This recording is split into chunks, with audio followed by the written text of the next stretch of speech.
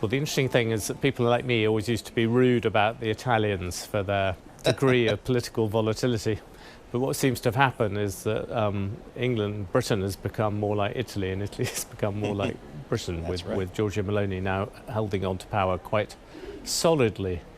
I think when you look at Starmer, a lot of people, me included, thought that he knew exactly what to do. He came in, it seemed, with a very efficient campaign. He seemed to be heading towards being a kind of Blair Part 2. He seemed to be friendly to business, especially with his Chancellor, Rachel Reeves. And really, I think it shows two things. One is that Britain is much harder to govern than it was before Brexit, certainly. And secondly, but it wasn't just that. I think he just didn't come in with an idea about what exactly he was going to do. He was quite sure-footed overseas in terms of foreign policy. I think he handled Donald Trump on the whole relatively well, although Trump made a predictably catty comment about him yesterday. But on the whole, he did that quite well. But at home, he always seemed at sea. He got into trouble almost immediately with a rather silly thing to do with kind of clothing expenses. He then did this thing to do with pensioners and the winter fuel pavement, which sounds like something rather archaic, but effectively is a way to help people keep warmer in the winter. That kind of blew up. But on the other hand, him and especially Rachel Reeves really did quite a lot of damage to the idea that this new version of the Labour Party was something to get on with business. So he ended up losing on both sides. And suddenly in between this, he started being kind of outsmarted by his own MPs. Normally, when you come in with a massive majority, that should be a sign of strength.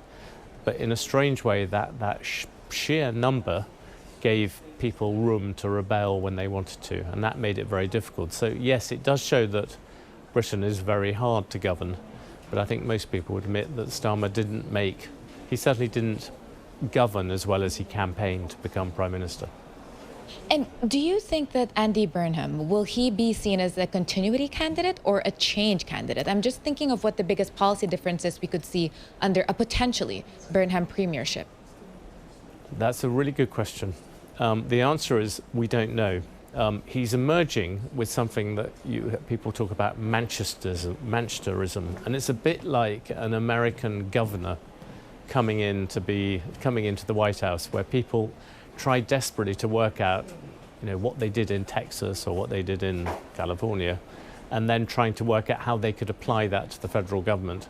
With one massive difference is that, that when you become president, you have to go through lots of campaigns and things. In this case, kind of the basic starting point is Andy Burnham has been a successful mayor of Manchester.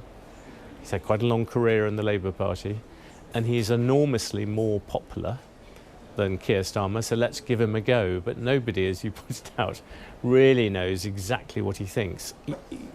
To the left, he's saying, look, I want to take, people talk about the way he sort of nationalised the buses in Manchester. To the right, when people talk about Manchesterism, it's really about doing quite a lot of things with business and working out how to kind of boost growth in that way. And that, again, has been something that Starmer has not been good at.